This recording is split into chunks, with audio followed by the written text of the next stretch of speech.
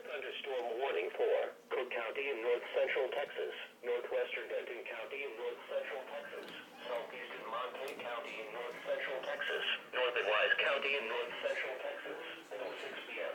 At 4:57 p.m., National Weather Service meteorologists detected a line of severe thunderstorms capable of producing ping-pong ball-size hail and damaging winds in excess of 16 miles per hour.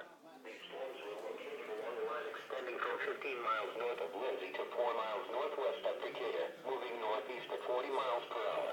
Severe thunderstorms will be near Lindsay around 5:15 p.m., Gainesville around 5:25 p.m., Sanger and Callisburg around 5:35 p.m., with Roberts Park, Johnson Branch around 5:45 p.m. This will impact Interstate 35 between mile markers 480 and 530. For your protection, move to a sturdy shelter until the storm has passed. If you are caught outside, seek shelter in a strong building and stay inside, away from windows until the storm has passed.